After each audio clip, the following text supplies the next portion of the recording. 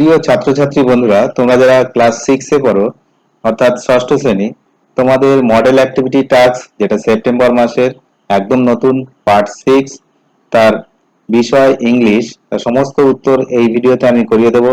চটপট খাতা পেন নিয়ে বসে পড়ো এবং তুমি যদি চ্যানেলে নতুন হও তাহলে অবশ্যই চ্যানেলটিকে সাবস্ক্রাইব করে সঙ্গে থাকা যে বেল আইকন সেটাকে ক্লিক করে রাখবে, তার কারণ তোমাদের সমস্ত মডেল অ্যাক্টিভিটি টাস্কের উত্তর এখানেই পাওয়া যাবে। চলো আমরা দেখি যে প্রথমে ঠিক কি ছিল। দেখো এখানে রয়েছে অ্যাক্টিভিটি 1 এ। অ্যাক্টিভিটি 1 এ কি আছে দেখো, যে read the following passage and answer the question that follow. তো এই প্যাসেজটা তোমাদেরকে পড়তে হবে, তারপরে তোমরা উত্তরগুলো করবে। চলো আমরা প্রথমে এই প্যাসেজটা একবার রিডিং করে নিই। দেখো, একবার রিডিং করা কিন্তু জরুরি।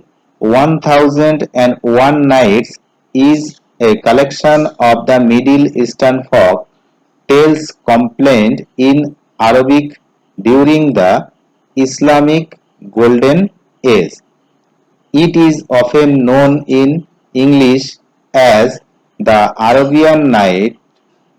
The work was collected over many centuries by various authors, translators and scholars across West, Central and South Asia and North Africa.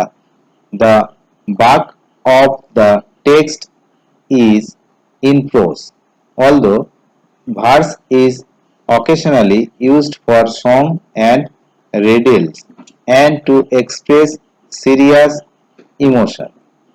Some of the stories commonly associated with the Arabian Nights, in particular Aladdin's own Defer Lamp, Ali Baba and the 40 Thieves, and the Seven Voyages of Sinbad the Sailor, were not part of the Arabian Nights in its original Arabic version.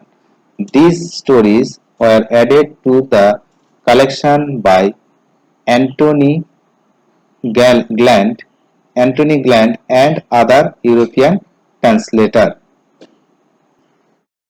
দেখো এবার হচ্ছে এই passage থেকে এই উত্তরগুলো করতে হবে।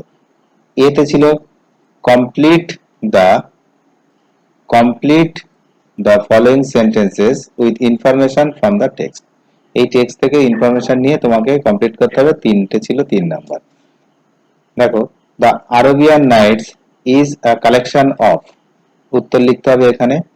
In the text verse is used for, one of the famous translator of the Arabian Night is, তারপর ডিতে হচ্ছে answer the following question, when was the Arabian Nights composed, in which language was it originally written, how did the English translation of the Arabian Nights differ from the original version।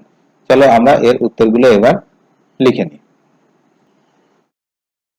দেখো, প্রথম যে প্রশ্নটা ছিল, the Arabian Nights is collection of, এখানে যে শূন্যস্থান আছে সেখানে লিখতে হবে the Middle Eastern folk tales complaint in Arabic, যেমন প্যাসেজে ছিল।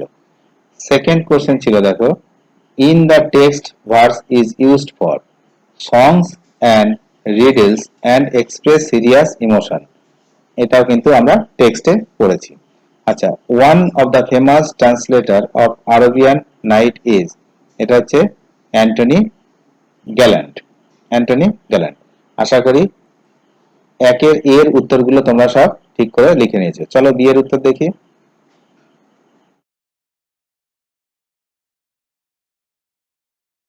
দেখো, বি এর হচ্ছে এই উত্তরগুলো লিখে নাও। প্রথমে দেখো আছে when was the Arabian Night composed, উত্তর হচ্ছে the Arabian Night was composed during the Islamic Golden Age।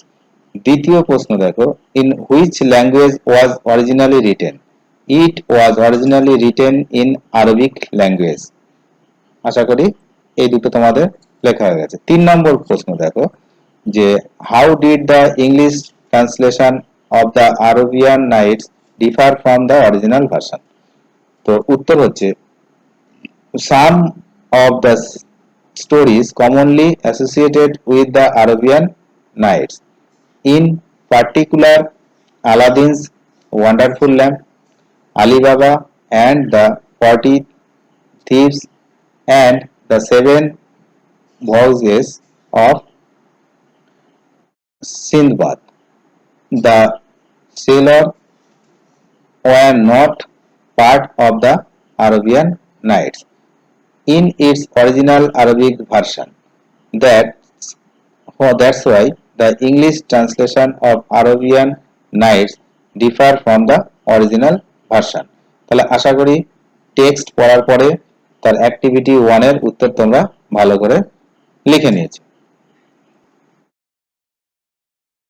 তাহলে এবার আমরা অ্যাক্টিভিটি 2 দেখব। অ্যাক্টিভিটি 2 দেখো, identify the assertive, imperative, optative, exclamatory and interrogative sentence. কোন সেন্টেন্সটা কিরকম তোমাকে লিখতে হবে। দেখো 1 2 3 4 5টা আছে। অ্যাক্টিভিটি 3 তে আছে add prefix to the words given below and make opposite. এগুলোকে প্রিফিক্স অ্যাড করে অপোজিট করতে হবে। আর অ্যাক্টিভিটি 4 দেখো develop the following outline into a story, add a suitable title and moral of your story. এখানে কিছু পয়েন্ট দেওয়া আছে, এই পয়েন্ট দিয়ে তোমাদেরকে এটা লিখতে হবে। চলো এই উত্তরগুলো আমরা এবার লিখে নিই। দেখো অ্যাক্টিভিটি 2 তে আছে যে হুররে, প্রথম যেটা রয়েছে দেখো যে hurray we have won the match. এটা কি ধরনের সেন্টেন্স? এটা হচ্ছে এক্সক্লেমেটরি সেন্টেন্স। 2 আছে দেখো হোয়াট ইজ ইওর নেম। দেখো এখানে একটা জিজ্ঞাসা চিহ্ন আছে, তাই এটা হচ্ছে ইন্টারোগেটিভ সেন্টেন্স। আচ্ছা, Neeraj Chopra won gold medal in the Tokyo Olympic. এটা কি? এটা হচ্ছে অ্যাসার্টিভ সেন্টেন্স। আশা করি এগুলো তোমাদের ভালো করে লিখে নিয়েছো। চলো এবার আমরা পরেরগুলো দেখি। দেখো এরপরে রয়েছে যে ওপেন দ্য ডোর।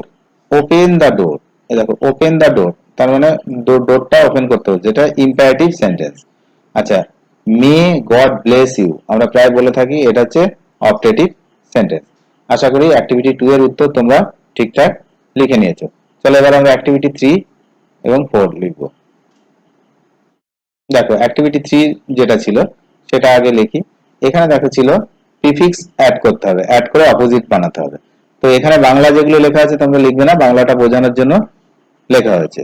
দেখো রেসপেক্ট ছিল, রেসপেক্ট মানে সম্মান, তো ডিসরেসপেক্ট হবে মানে অসম্মান। কমফোর্টেবল মানে আরামদায়ক, আনকমফোর্টেবল মানে অস্বস্তিকর। ফরচুন মানে ভাগ্য, মিসফরচুন মানে দুর্ভাগ্য। নেচার মানে ম্যাচিওর মানে পরিপক্ক, এটা হচ্ছে ইমম্যাচিওর। এখানে কিন্তু ইমম্যাচিওর, এফ নয়, ইমম্যাচিওর, ঠিক আছে, অপরিপক্ক। লিটারেট, দেখো তারপরে আছে লিটারেট মানে শিক্ষিত, ইললিটারেট হবে মানে নিরক্ষর। আশা করি অ্যাক্টিভিটি 3 এর উত্তর তোমরা ভালো করে লিখে নিয়েছো। চলো এবার আমরা অ্যাক্টিভিটি 4 এবং লাস্ট যে প্রশ্ন সেটার উত্তর আমরা লিখে নেব।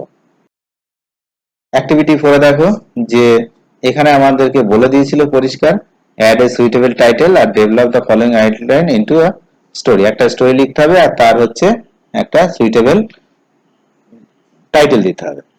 ছিল দেখো stag was drinking water, saw the image of his horns. এগুলো কিন্তু পয়েন্ট, ঠিক আছে। অ্যাডমিট দেম, আচ্ছা ডিসলাইক সেল্ডার লেগস। তো এই পয়েন্টগুলো দেওয়া ছিল যেগুলো, সেটা দিয়ে তুমি লিখবে। দেখো টাইটেলটা লিখবে হচ্ছে the police stag, the police stag. আনসারটা দেখো a stag was once drinking water at a pool. She saw his own reflection on its clear water. He admired his beautiful horns, but she did not like his lean, thin legs. Suddenly, she saw a pack of wolves running towards him. He ran into the jungle to save himself. His leg soon carried him far from the wall, but his horns were caught fast in a bush. In a bush. Despite his best effort, he could not free himself. এই পর্যন্ত লেখা হয়ে গেছে, পরেরটা লিখে নাও। Before long, the walls caught hold of him. Now he felt that his ugly legs were of great help to him, but his beautiful horns were the cause of his death.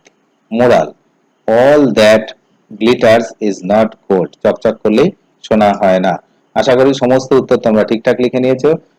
তাহলে যদি ভালো লাগে অবশ্যই ভিডিওটিকে like করো এবং subscribe করে নাও চ্যানেলটাকে, আর বন্ধুদের সঙ্গে শেয়ার করতে একদমই ভুলবে না, তার কারণ সমস্ত মডেল অ্যাক্টিভিটি ট্যাক্সের উত্তর এখান থেকেই পাওয়া যাচ্ছে। ধন্যবাদ।